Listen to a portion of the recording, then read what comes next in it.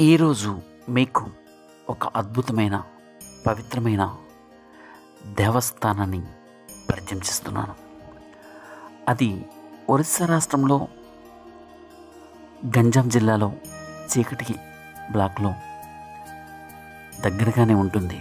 మరి చూడండి ఆ విశేషాలేంటో ఈరోజు మీ ముందు ఉంచుతున్నాను. ఇది ఇచ్చాపురం హైవే. ఇక్కడి నుంచి బయలుదేరి అలా ముందుకు వెళ్తూ ఉండగా మనకి చాలా అందమైన ప్రదేశాలు కనిపిస్తూ ఉంటాయి. ఇక్కడ ఒరిస్సా రాష్ట్రం, ఆంధ్ర రాష్ట్రం, ఆంధ్రప్రదేశ్ రెండు ఒకదానితో ఒకటి పెనవేసుకుని ఉంటాయి ప్రాంతాలు, అలాగే సంస్కృతులు కూడా. ఎలా అంటారా, అక్కడక్కడ ముందుగానే ఒరిస్సా ప్రాంతం మనకి దారిలో ఉంటుంది, కలుస్తుంది. అలాగే వెనువెంటనే ఆంధ్ర ప్రాంతం కూడా వస్తుంది. మళ్ళా ఒరిస్సా ప్రాంతం మనకి పూర్తిగా వస్తుంది. ఇలా ఈ రోడ్డు వైపు వెళ్తున్నప్పుడు మీకు కనిపిస్తున్న ఆ ప్రాంతం చూడండి, ఇది ఒరిస్సాకి సంబంధించినది. ఇక్కడి నుంచి కూడా ఒరిస్సా ప్రాంతం మనకి చాలా దూరం, గంజాం జిల్లా అని అంటారు. ఇక్కడ చూడండి, ఇక్కడ ఇది ఒరిస్సా కానీ మన పరిగణలో తీసుకుంటాం, కానీ ఆ ఎదురుగా కనిపిస్తున్న గ్రామం మాత్రం ఆంధ్ర ప్రాంతం. ఇక్కడ ఇది కూడా ఆంధ్ర ప్రాంతానికి చెందింది ఈ దేవాలయం. ఇక్కడ భూములు కూడా ఆంధ్ర తాలూకానే. అయితే ఇక్కడ కలివిడితనంతో అటు ఒరిస్సా ఇటు ఆంధ్ర రెండు కలివిడితనంతో ఉంటాయి. ఇక్కడి నుంచి కూడా ఈరోజు మనం అనుకుంటున్న ఆ ప్రాంతం పేరు, ఆ ప్రాంతాన్ని బయలుదేరుతాం. అటువైపు చూస్తే బరంపురం, అలాగే ఇలా ఇటువైపు తిరగగానే మనం అనుకున్న ప్రాంతానికి వెళ్తాం. ఇదంతా కూడా మళ్ళీ ఆంధ్ర ప్రాంతమే. ఇప్పుడు చూసిన కొద్దిలోనే అంత మారిపోతూ ఉంటుంది. ఇప్పుడు మనం ఆంధ్ర ప్రాంతంలోనే ప్రయాణిస్తున్నాం. ఆంధ్ర తెలుగు వాళ్ళ ప్రాంతంగానే మనం వెళ్తున్నాం. అలా కొద్ది దూరం వెళ్ళగానే వెంటనే మనకి ఒక ప్రభుత్వ పాఠశాల, ప్రభుత్వ ఆసుపత్రి, అలాగే ప్రభుత్వ కళాశాల కనిపిస్తుంది. అంటే ఇవి ఆంధ్రప్రదేశ్కు సంబంధించినవి. ఇక్కడ చూడండి, ఒక రైల్వే గేట్ వచ్చింది. ఇటువైపు చూస్తున్న వైపు ఒరిస్సా ప్రాంతం, వెంటనే ఇటువైపు చూస్తే ఇది ఆంధ్ర ప్రాంతం. ఇక్కడ చాలా చాలా అద్భుతంగా ఉంటుంది. ఇప్పుడు మనం వెళ్తున్న ప్రాంతం అంతా ఆంధ్రప్రదేశ్కు సంబంధించింది. అయితే ఒకవైపు ఆంధ్ర ప్రాంతానికి, ఒకవైపు ఒరిస్సా ప్రాంతానికి చెంది కొన్ని భూములు ఉంటాయి. అయితే ఈ అంతా కూడా సంస్కృతులు, ఆచారాలు అన్నీ కలబోసి మన సంస్కృతి, మన ఆచారాలన్నీ కూడా తెలుగు వాళ్ళలాగా, ఒరియా వాళ్ళలాగా తెలుగు ఇలా సాంప్రదాయాన్ని పంచుకోవడం, ఇవన్నీ కూడా సహజంగానే ఉంటాయి. ఇక్కడ మీరు అనుకోవచ్చు, మరి వాళ్ళకి తెలుగు వస్తుందా అని. చాలా చక్కగా మాట్లాడతారు కూడా. అయితే ఒరియా తెలిసిన ఆంధ్ర వాళ్ళు కూడా ఉంటారు, తెలుగు తెలిసిన ఒరియా వాళ్ళు కూడా ఉంటారు. ఇక్కడ చూడండి, చీకటి సుర్లా జంక్షన్ అని వచ్చింది. అయితే అటువైపు వెళ్తే బరంపు నుంచి అలా వెళ్ళొచ్చు. ఇటువైపు తిరగగానే ఇదే పితాతోలి అనే ప్రాంతం. ఇక్కడి నుంచి మనం అనుకున్న ఆ ప్రాంతానికి చేరాలంటే మరికొద్ది సమయంలో మనం చేరుకుంటాం. మనం వెళ్తున్న ప్రాంతం అంతా ఒరిస్సానే.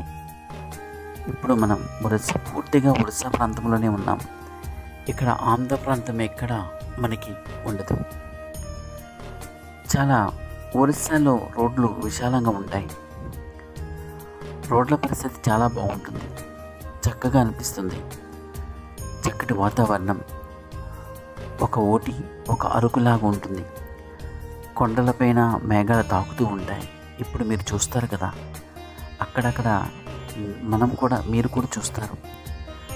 మనం వెళ్తున్నప్పుడు ఎత్తైన ప్రదేశంలో మనకి మేఘాలు తాకుతూ వెళ్తున్నట్టే అనిపిస్తాయి. అది కూడా మీకు ఇప్పుడు చూపిస్తున్నాను. ఆ కొండలు ఎంతో అందంగా కనిపిస్తున్నాయి కదా. ఆ కొండల నడుమ మనం అనుకున్న ఆ ప్రాంతం వస్తుంది. ఇక్కడ చూడండి, ఇలా వెళ్తే బరంపురం, అలాగే కొన్ని ప్రాంతాలన్నీ కూడా ఒరిస్సాలో ప్రముఖ పట్టణాలు కలుస్తాయి. ఇప్పుడు మనకు అనుకుంటున్న ప్రాంతం దగ్గరికి వచ్చాం. ఇప్పుడు వెళ్తున్నాం కదా, ఆ వెళ్తున్న ప్రాంతమే బాలకుమారి. అయితే దీనికోసం స్పష్టంగా చెప్పాలి కొన్ని విషయాలు. ఇది ఒక విహారయాత్రకు, ఒక ఆధ్యాత్మిక శోభకు, రెండిటికి కలిసి ఉంటుంది. చాలామంది విడిది కాలంలో ఇక్కడికి వచ్చి సరదాగా గడిపి వెళ్ళిపోతారు. అయితే ఒక అరకు ప్రాంతాన్ని చూసినట్టు అనిపిస్తుంది. పచ్చని పొలాలు, అక్కడక్కడ సెలయేళ్ళు, జలపాతాలు, అలా లోపలికి వెళ్తే అన్నీ కనిపిస్తాయి. అలాగే రోడ్లపైన అప్పుడప్పుడు ప్రవాహం కూడా కనిపిస్తుంటుంది. ఇక్కడ మనం ఈ అమ్మవారు దేవాలయానికి మనం ఈరోజు వెళ్తున్నాం. అమ్మవారి దేవాలయం చూడండి, ఇక్కడ కనిపించిందిగా. అయితే ఈ అమ్మవారి దేవాలయం దుర్గాదేవికి సమర్పించడం జరిగిందట. గుడిసి అంటారు. అయితే ఇది ఏంటంటే, ఈ అమ్మవారు దేవాలయం చీకటి రాజులు ఒకప్పుడు ఇది నిర్మించారు. చీకటి రాజుల ఆలోచనే ఈ నిర్మాణం అని అంటారు. అయితే ఇక్కడ ఒక విషయం స్పష్టంగా చెప్పాలి. కలలోకొచ్చి అమ్మవారు ఇక్కడ నేను స్థానం ఉంటానని అన్నట్లు అక్కడ ఆధ్యాత్మిక గురువులు, పూజారులు కొంతమంది తెలియజేశారు. ఇదిగో ఇక్కడ చక్కటి మేఘాలు మనకు స్పష్టంగా కనిపిస్తున్నాయి. అయితే ఎత్తైన ప్రాంతమే, కాకపోతే మన ప్రయాణంలో మనకు అలా అనిపించదు. అయితే ఇలా ముందుకు వెళ్తుండగానే మనకి అనేక కుగ్రామాలు కనిపిస్తాయి. ఇంకా నాగరికత చెందుతున్నట్టు అనిపిస్తుంటాయి. అయితే ఇంకా పల్లె పేదరికంతో ఉన్నట్టు అనిపించింది నాకైతే. అలా ముందుకు వెళ్తుంటే బాలకుమారి దేవాలయం కనిపిస్తుంది. ఇక్కడ స్పష్టంగా రాశారు చూడండి, ఈ గ్రామం పేరు రాంగోడి అని. అయితే ఇక్కడ చూడండి, సెలయేళ్ళు వస్తున్నాయి. అంటే ఆ సముద్రం నుంచి వస్తున్న నీరు, ఆ పర్వతం స్థానం నుంచి వస్తున్న నీరు రాంగూడ రంజాం డిస్టిక్ అని అన్నాడు, గంజాం డిస్టిక్. అయితే ఇక్కడ స్పష్టంగా గేట్ వేసి టికెట్ 20 రూపాయలు అడిగి తీసుకున్నారు. టికెట్ తీసుకుని మనం లోపలికి వెళ్ళాలి. పర్యాటక కేంద్రంగా ఒరిస్సా దీన్ని అభివృద్ధి చేసింది. చాలా బాగుంటుంది నిజంగానే. ఈ దగ్గరలో ఇలాంటి మంచి ప్రాంతం ఉన్నందుకు చాలా ఆనందంగా అందరూ వెళ్ళి చూస్తూ ఉంటారు. ఇది మనం అనుకున్నంత చాలా జాగ్రత్తగా ప్రయాణం చేయాలి. ఎత్తైన సాను ప్రదేశాలు మనకు అలా అనిపించదు. మనం బండి మీద అదే మోటార్ వెహికల్ మీద వెళ్తున్నప్పుడు ఇక్కడ అప్పుడప్పుడు కనిపిస్తుంటాయి. మనం ఎత్తైన ప్రదేశమే, చాలా చక్కగా అలవాటు ఉన్నవాళ్ళు మనం బండిని విడిచిపెట్టాలి. ఎందుకంటే వచ్చేటప్పుడు చాలా డౌన్గా ఉంటుంది, లోతుగా ఉంటుంది. వెళ్ళేటప్పుడు చాలా ఎక్కుడుగా ఉంటుంది. అయితే మనం ఈ ప్రాంతంలో ఎటువంటి పొల్యూషన్ ఉండదు. ఇది ఒక పర్యాటక కేంద్రంగా ఒరిస్సా రాష్ట్రం అభివృద్ధి చేస్తుంది. చూడండి, మేఘాలు మనల్ని తాకుతున్నట్టు, కొండలపైన ఉన్నట్టు, వర్షం అప్పుడప్పుడే చిన్న చిన్న చినుకులు పడుతున్నట్టు అనిపిస్తుంది. కానీ ఇది ఒక అద్భుతమైనటువంటి అనుభూతి. పిల్లలతో వెళ్తే చాలా జాగ్రత్తగా ఉండాలి. ఈ సానుకూల ప్రాంతాలు, అప్పుడప్పుడు పర్వత శ్రేణులు అన్నీ కూడా ఈస్టర్న్ ఘాట్స్ అంటారు. అయితే ఒరిస్సా రాష్ట్రానికి ఇది దక్షిణ భాగంలో ఉంటుంది. అయితే ఇలా మనం ముందుకు వెళ్తే అక్కడక్కడ విహారయాత్రకు వచ్చి యువకులు కొంతమంది అక్కడ సరదాగా ఆడుకుంటున్నట్టు అనిపిస్తుంది. సరదాగా అనుభవిస్తున్నట్టు, జీవితాన్ని హ్యాపీగా గడుపుతున్నట్టు అనుకుంటారు. ఇది నిజం. అయితే విశాలమైన రోడ్లు, చాలా హుషారుగా సరదాగా అనిపిస్తుంది. అలాగే ఇక్కడ పొల్యూషన్ లేదు కాబట్టి మంచి మంచి వనమూలికల యొక్క మంచి మంచి సుగంధ ద్రవ్యాలు అవి మనం పీల్చుకొని హ్యాపీగా అనిపిస్తుంది. ఎత్తుకు వెళ్ళే కొద్దీ చాలా అందంగా, ఆనందంగా అనిపిస్తుంది. పర్యాటక ప్రాంతంగా అభివృద్ధి చేసి ఒరిస్సా రాష్ట్రం ఇక్కడ చుట్టుప్రక్కల గ్రామాల వాళ్ళకు ఆనందంగా ఉంటుంది. అలాగే చాలా దూర ప్రదేశాలు వచ్చిన వాళ్ళకి నేను చెప్పే సంగతులని అవగాహన చేసుకుంటే నిజంగానే రావాలనుకుంటారు, ఇక్కడ ఉండాలనుకుంటారు. ఇక్కడ అన్ని రకాల సదుపాయాల్ని ఒరిస్సా గవర్నమెంట్ ఇక్కడ కనిపిస్తుందిగా, మా బాలకుమారి టెంపుల్ అని. అయితే ఇక్కడ మెట్లు ఒక్కొక్కటిగా ఎక్కుతూ చాలా సుమారుగా చెప్పాలంటే 1124 మెట్లు అని చెప్పారు. మాకు కనిపించేటప్పుడు 238 మాత్రం మేము లెక్క పెట్టాము. అయితే ఇది వస్తూ రానుపోను అక్కడక్కడ వేసినవి కూడా ఉండవచ్చు. నిజంగానే చెప్పాలంటే ఇది ఒక అద్భుతమైన ప్రదేశమే, అనుభవిస్తే కానీ తెలియదు. అలా కొన్ని ప్రాంతాలు మీకు పరిచయం చేయాలని, పర్యాటక ప్రదేశానిగా మార్చాలని గవర్నమెంట్ మంచి అనుకూలమైనటువంటి వాతావరణాన్ని కూడా అనుకూలించి ఏర్పాటు చేసింది. ఇలా మెట్లు ఎక్కుతూ వెళ్తుంటే కొద్దిగా ఓపికతో వెళ్ళాలి. అయితే ముసలి వాళ్ళకి మాత్రం కొద్దిగా కష్టంగా ఉంటుంది.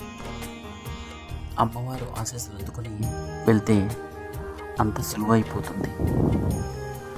ఒకానొక సందర్భంలో మేము వెళ్ళేటప్పుడు మా అమ్మగారు కొద్దిగా కష్టపడి ఎక్కడం జరిగింది. మెట్లెక్కుతూ మీదకి దర్శనం చేయడం జరిగింది. ఇప్పుడు మీరంతా చూస్తూనే ఉంటారు కదా, ఇది ఒక అద్భుతమైన ప్రదేశంగా చెప్పవచ్చు. ఒరిస్సా రాష్ట్రంలో దక్షిణ భాగంలో ఉంటుంది. చీకటి బ్లాక్ దగ్గర గంజాం జిల్లాలో ఇది పితాతోలి అనే గ్రామానికి, అనే పంచాయతీకి ఇది సుమారుగా 10 కిలోమీటర్ల దూరంలో ఉంటుంది అని మనం చూడవచ్చు. అలాగే ఈ ప్రయాణంలో మాత్రం కొన్ని విషయాలు స్పష్టంగా చెప్పవచ్చు. ఇక్కడ అమ్మవారికి చాలామంది మొక్కులు తీర్చుకుంటారు, కోరికలు కోరుకుంటారు. ఇక్కడికి వచ్చి విడిది తీసుకుంటారు. చూడండి, అక్కడ శివాలయం, పక్కనే పార్కు, అలాగే శివలింగం, అలాగే పార్కు, ఆ పర్వత సానుల్లో ఉన్నటువంటి నీటి జలపాతాలు, అలాగే అక్కడక్కడ సరస్సులాగా అనిపించే పెద్ద పెద్ద చెరువులు, ఇక్కడ దేవాలయాలు, ఆంజనేయ స్వామి దేవాలయం కూడా ఉంటుంది, ప్రసిద్ధంగా ఉంటుంది. అలాగే విష్ణాలయం, శివాలయం, గణేశాలయం, అనేక ఆలయాలు ఉంటాయని అక్కడ పూజారులు, అక్కడ వ్యక్తులు, ఉన్న సందర్శకులు కొంతమంది చెప్పడం జరిగింది.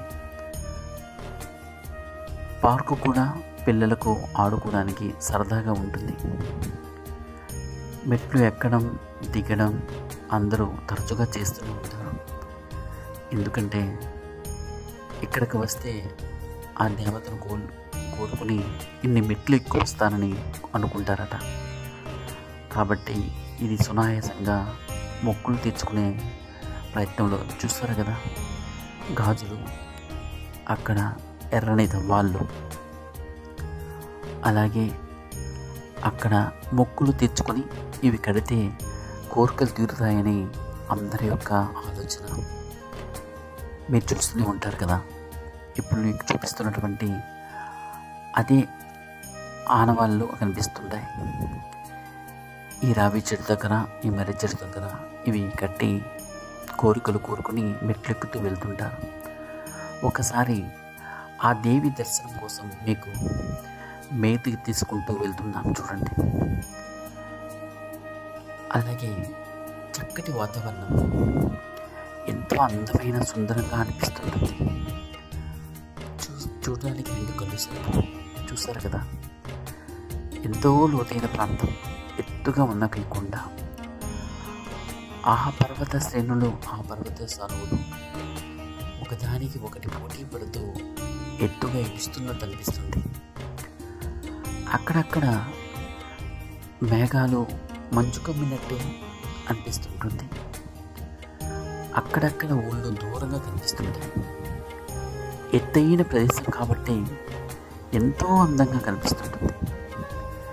నిజంగా ఇక్కడున్న వాతావరణం చూస్తే అక్కడే ఉండిపోవాలనిపిస్తుంటుంది.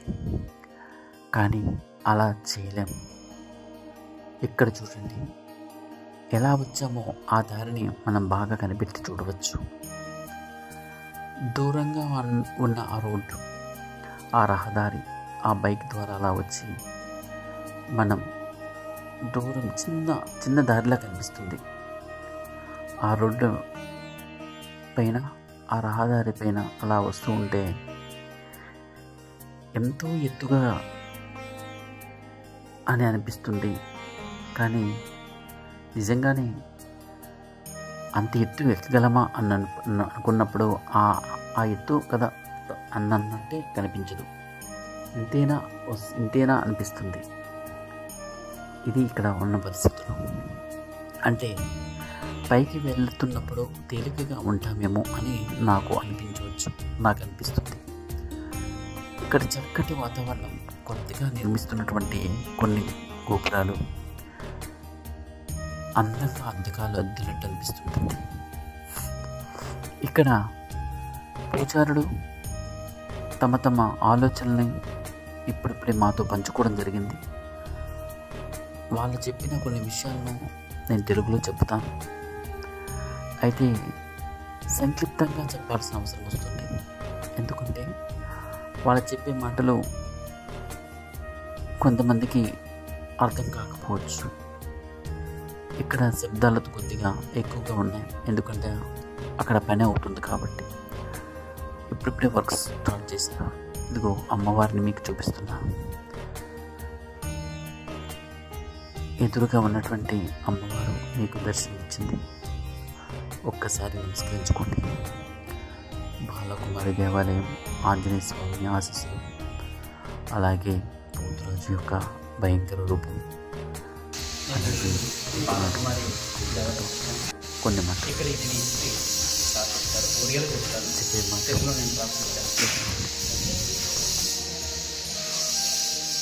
ఆయన చెప్పే మాటల్లో మీకు అర్థం కావచ్చు. అయినా ఇది చీకటి రాజుల యొక్క నిర్మాణమని, రాజులకు కళ్ళలోకి వచ్చి అమ్మవారు మంచి చెందని, అలా సాంప్రదాయంగా ఇక్కడ ప్రజలు దీనిని అభివృద్ధి చేస్తారు. ప్రభుత్వానికి తమ వివరాలు చెప్పి ఇలా అభివృద్ధి చేశారని, దుర్గాదేవికి అంకితంగా వెళ్ళిందని, గుండోసి అనే ఒక పేరు మీదుగా నాకునే అర్థంగా వ్యవహారాలు ఉన్నాయి. అలాగే అందరూ ఐకమత్యంగా ఉండి ఇది ఒక పర్యాటక ప్రాంతంగా, ఒక ఆధ్యాత్మికమే ప్రాంతంగా తీర్చిదిద్దాలనేది ఇక్కడ వాళ్ళ ఆలోచన. ఎటువంటి పరిస్థితుల్లో దసరా ఉత్సవాలను, నవరాత్రులు దేవికి చాలా అద్భుతంగా చేస్తారు. కిటకిటలాడించడం ఇక్కడ ఎక్కువగా కనిపిస్తారు. ఆయన చెప్పే మాటల్లో అదే కనిపిస్తుంది. అలాగే చుట్టుపక్కల ఉన్న గ్రామాలే కాకుండా దూర దూర ప్రాంతాల నుంచి కూడా అక్కడ మొక్కులు తీర్చుకోవడానికి వస్తారట. ఆ మొక్కులు తీసుకుని తమ తమ కోరికలు తీర్చిన ఈ బాలకుమారి దేవికి నమస్కరించుకుంటూ ఆ చెట్టు దగ్గర కొన్ని కోరికలు కోరుకుంటూ అక్కడ గాజులు అన్నీ సమర్పణగా ఇచ్చి భోగభాగ్యాలతో మళ్ళీ వెలిసిల్లాలని, అందరూ కోరుకోవాలని ఇక్కడ ప్రాధాయపడుతుంటారు. అలాగే ప్రతి సమయంలో దేవికి ధూప దీపాలు పెట్టడం మా వంతుగా అంటూ చెప్తున్నారు. అలాగే ఎంతోమంది ఇక్కడ విహారయాత్రకు వచ్చి ఆనందిస్తూ వెళ్తుంటారు. ఒక్కో సందర్భంలో ఒక్కరు ఇంత మంచి ప్రాంతాన్ని ఎందుకు ఇంకా ప్రచారం లేదు అంటుంటారు. నిజంగానే నేను చెప్పే మాటలే కాదు, మనం కూడా అలాగే ఆలోచించవచ్చు. ఎలా అంటే ఇంత అద్భుతమైన ప్రాంతం లోపలికి ఉండడం వల్ల, లేక బయట ప్రపంచానికి ఇంకా వినచెప్పడం పోవడం వల్ల చాలా అభివృద్ధి చెందాలి. అభివృద్ధి చెంది ఉండి చాలా చక్కటి ప్రాంతం, కానీ అందరికీ తెలియలేదేమో అనిపిస్తుంది. ఎంతో చక్కటి వాతావరణం, అమ్మ వారి సత్యం, ఆ దేవి యొక్క ఆశీస్సులు వెంటనే పొందవచ్చు. ఇన్ని రకాలైనటువంటి అద్భుతమైన ఈ ఆధ్యాత్మిక ప్రాంతం మరెందుకు ప్రసిద్ధి చెందడానికి ఇంత సమయం పట్టింది? అమ్మ ఆశీస్సులు అందుకోవడానికి ఇంత సమయం పట్టింది. అందరికీ ఇది ఒక మీమాంసగా మొదలైంది. ఇలా కాకుండా ఇది అందరం అభివృద్ధి చేయాలి అనే ఆలోచనతో మనం ముందుకు వెళ్ళాలన్నదే మా తాపత్రయం. ఈ వీడియో తీయడానికి మూల కారణం అదే. మన దగ్గర ప్రాంతంలో ఇంత సులువుగా ఇచ్చాపురం నుంచి బయలుదేరితే చాలా సులువుగా వచ్చి సులువుగా వెళ్ళవచ్చు. నేరుగా దారి ఉంటుంది, చక్కటి రహదారి, ఎటువంటి అంతరాయం ఉండదు. నేరుగా గుడి దర్శనానికి మీదకి వెళ్ళవచ్చు. దీపధూపాలతో ఇక్కడ అలంకరణ చేయబడుతున్నాయి. అలాగే అమ్మవారు చూడు మన వైపే చూస్తూ ఆశీస్సులు అందిస్తున్నట్టుంది కదా. అలాగే ఒక నమస్కారం మీరు చేసుకోండి. ధూపదీపనతో పూజారులు నిత్యం హోమాలు చేస్తూ ఆ దేవికి సమర్పణగా చేస్తుంటారు. ఇక్కడ చూడండి, ఎంతో లోతైన ప్రాంతంగా కనిపిస్తుంది ఈ ప్రాంతం. అలాగే అమ్మ చూడండి, ఆ గుళ్ళకు పక్కన నుంచి అద్భుతంగా కనిపిస్తూ మన వైపే చూస్తున్నట్టు అనిపించింది. ఎంతో ఎంతో ఆనందదాయకంగా ఉంది. ఒకటి కాదు, రెండు కాదు, చెప్పాలంటే ఎన్నో మాటలు సరిపోయే మాటలు.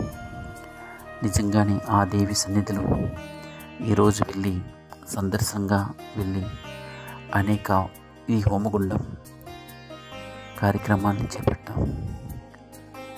ఎక్కడ చూస్తున్నా లోతైన ప్రాంతం ఎంతో అందంగా కనిపిస్తుంది, సరదాగా ఉంటుంది. ఒక అద్భుతమైనటువంటి ఎక్స్కర్షన్ ప్లేస్ లాగా ఉండి చూడండి, ఎత్తైన ప్రాంతం, కింద రోడ్లు చిన్నగా కనిపిస్తున్నాయి. నిజంగా చెప్పాలంటే ఇది ఒక అద్భుత నిర్మాణం. కొండపైకి ఎవరు ఇవన్నీ తీసుకువచ్చారు, ఎలా కట్టారు అన్నది ఒక మిస్టరీగా ఉంటుంది. జెండాలు రెపరెపలాడుతున్నాయి. అమ్మవారి సన్నిధిలో మొక్కులు తీర్చుకుంటున్న కుర్రవాళ్ళు అక్కడక్కడ కనిపిస్తూ ఉంటారు. తమ తమ అభిప్రాయాలను ఆ చెట్టు దగ్గర చెప్పుకుంటారు. తమ మనసులో ఉండే ఆ కోరికల్ని కోరుకుంటారు. కోరుకున్న తడవగానే దేవి వాళ్ళకు సమర్పిస్తుందని నమ్మకం చేత వెళ్ళిపోతారు. అలా తీరిపోయిన తర్వాత మళ్ళీ వస్తారు. ఇక్కడ ఆనందంగా గడిపి ఆ దేవిని నమస్కారం పెట్టి భోగాలు సమర్పించి మళ్ళీ వెళ్ళిపోతుంటారు. చూడండి, అక్కడ శివలింగం, పక్కనే పార్కు, ఆంజనేయ స్వామి దేవాలయం ఒకే తాటిలో కనిపిస్తున్నాయి. అలాగే అక్కడ విఘ్నేశ్వర దేవాలయం, అక్కడ అద్భుతమైనటువంటి సరస్సును తలపించి చెరువు, అక్కడ కొలను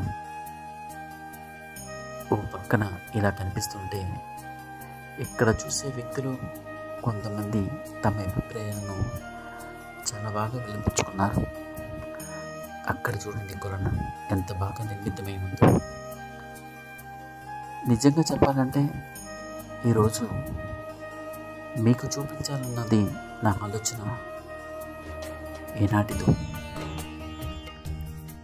ఎందుకంటే పర్యాటకులు అక్కడక్కడ వచ్చి ఏ ప్రాంతాలు తిరగాలి, వచ్చి చూసి వెళ్ళిపోతుంటారు. వాళ్ళకి తెలియదు ఈ దగ్గరలో ఉన్న ప్రాంతాలు. ఇచ్చాపురం నుంచి సుమారుగా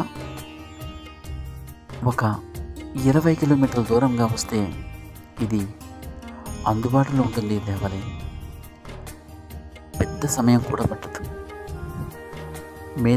మీదకి వెళ్ళడానికి 10 నిమిషాల్లో కింద నుంచి మీదకి వెళ్ళవచ్చు. అలాగే వెళ్ళి ఆనందంగా మళ్ళీ తిరిగి రావచ్చు. వచ్చేటప్పుడు మాత్రం కొద్దిగా జాగ్రత్త వహించాలి. ఎటువంటి ఆమరపాటు ఉన్న బండి మాత్రం, మన వాహనాలు మాత్రం స్కిడ్ అయ్యే ఛాన్సులు ఎక్కువ ఉంటాయి. ఎందుకంటే ఇది కూడా మళ్ళీ చక్కగా మనం చూడాలి. అక్కడక్కడ ఇది మాత్రం ఇప్పుడున్న యువకులు కొద్దిగా స్పీడు అనే మాటని తమ మనసులో పెట్టుకుని ప్రయాణించడం అక్కడక్కడ చూస్తాం. ఇక్కడ చూడండి, ఈయన మాటల్లో ఈ దేవాలయం గ్రామాలు వచ్చి ఇది ఎలా అలంకరించుకుంటారు, ఎలా ఉంటారన్నది చెప్తున్నారు. ఆయన మాటల్లో मोर कौन से असुविधा है सबुदिन सुविधार कम चलती मत कहीं भी अभाव ना बर्तमान आगू को कौन हम मुझे माँ कम तो सरवा दिन दि दिन मोर कम अच्छी पुणी माँ के आशीर्वाद हम माँ के पुणी मत डाके मुझे कम करी बर्तमान मुझे बहुत संतुष्ट कम करी देखा అలాగే కింద పార్కు ఉందని, శివాలయం ఉందని, హనుమంతుని దేవాలయం ఉందని, వినాయకుడి యొక్క దేవాలయం ఉందని ఆయన చెబుతూనే ఉన్నారు. ఇంకా ఇవన్నీ నిర్మితమై ఎంతో కోరికలు కోరుకున్న వాళ్ళు ఇక్కడ కడతారు. అది కూడా తన భాషలో చెప్తున్నారు. నిజంగానే ఇంకెందుకు ఆలస్యం, మీరు కూడా ప్రయాణించండి. ఈ చక్కటి వాతావరణాన్ని ఆస్వాదించడానికి ఒక పర్యాటక కేంద్రంగా ఒరిస్సా రాష్ట్రం నిర్మించిన ఈ శ్రీ బాలకుమారి దేవాలయాన్ని సందర్శించండి. చాలా సంతోషంగా మళ్ళీ మీ అనుభవాన్ని పంచుకుంటారు. చాలా ఖర్చుతో కూడింది ఏమీ లేదు ఇక్కడ. సులువుగానే చాలా తక్కువ వ్యయంతో ఎక్కువగా సరదాని పొందొచ్చు, ఎక్కువగా ఆనందాన్ని మనం 10 మంది పంచుకోవచ్చు. ఇక్కడ చాలామంది ప్రార్థించుకుంటారు అమ్మవారిని తమ కోరికలు తీర్చమని.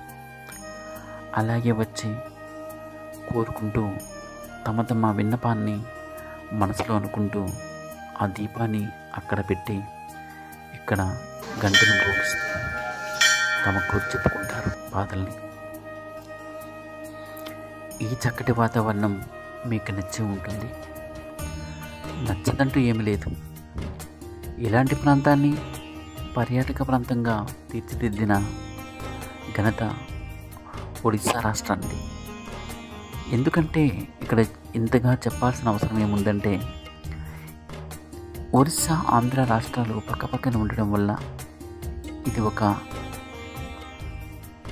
కొన్ని సంస్కృతులు, ఇక్కడ ఆచార వ్యవహారాలు ఇప్పుడే ముందుగానే చెప్పాను, రెండు మిళితమై ఉంటాయని, కలిసిపోతూ ఉంటాయని. అలాగే ఆ కలిసిపోవడం కారణం ఏంటి అంటే మనమంతా ఒకటి అన్నట్టు చాలా అద్భుతంగా మనసులో ఉంటుంది ఈ మాట. ఎంత అందమైనటువంటి పర్వత శ్రేణులు మనకు కనిపిస్తున్నాయి చూడండి. మళ్ళీ మీరు చూడలేరేమో. చక్కటి అల్లికలతో, ఎదురు బొంగులతో ఇవి అల్లడం జరిగింది. మెట్లను ఎక్కేటప్పుడు ఒకలా, దిగేటప్పుడు ఒకలా ఉంటుంది. ఎదురులు ఎలా ఉంటాయో మీకు చూపించాను చూడండి. అక్కడే వాహనాలు నిలపాలి, మీదకు చెప్పులు ప్రవేశం లేదు. ఇక్కడే అన్నీ విడిచిపెట్టి మన మీదకి వెళ్ళాలి. ఇలాంటి ప్రాంతాన్ని మీకు చూపించాలనే ఒక ఆలోచన. ఇది ఎప్పటికైనా మంచి దేవస్థానంగా పేరుగాంచి ఆధ్యాత్మికతను ఓడిసికడుతుంది, మనకి అందిస్తుంది. ఇలాంటి ప్రాంతాలు మా దగ్గరలో ఉన్నందుకు చాలా ఆనందంగా ఉందని నా మాటలు చెప్తున్నాను. ఇలాంటి ప్రాంతం బాలకుమారి అమ్మవారి దేవాలయం సందర్శనలో భాగంగా తిరిగి ప్రయాణంలో చాలా జాగ్రత్త వహించాలి. ఒకే ఘాటిగా వెళ్తే మనకు ప్రమాదాలు జరిగే ఛాన్సులు ఎక్కువ ఉంటాయి. ఏదో ఏమరపాటుతో ఉండకూడదు. ఎందుకంటే ఒక లోతైన ప్రాంతంగా ఉంటుంది ఇది. బండి స్కిడ్ అయ్యే ఛాన్సులు ఎక్కువ ఉంటాయి.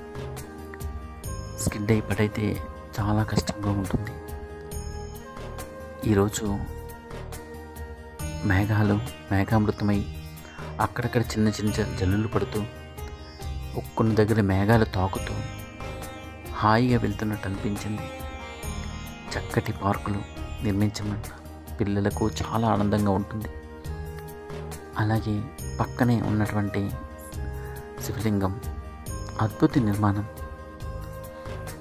ఇలాంటి కొన్ని ప్రాంతాలు వెళ్ళేటప్పుడు మానసిక ప్రశాంతత లభిస్తుంది. ఎంతో తేలికైపోతుంది మనసు. ఎన్నో అగచాట్లతో ఉన్నటువంటి మనసుకు హాయిని ప్రసాదించే ఇలాంటి ప్రాంతాలు అప్పుడప్పుడు సందర్శించాలి, దర్శించాలి. ఆ దేవి ఆశీస్సులు అందాలి అంటే ముందుగా ఈ ప్రాంతం నేను చెప్పిన కొన్ని విషయాన్ని తూచా తప్పకుండా వచ్చి నేను చెప్పిన ఆ దారిలో వస్తే చాలా ఆనందంగా ఇది మనం దర్శించవచ్చు. ఈ ప్రాంతంలో అనేక వనమూలికలు, సాధువులు నివాసం ఉంటారు.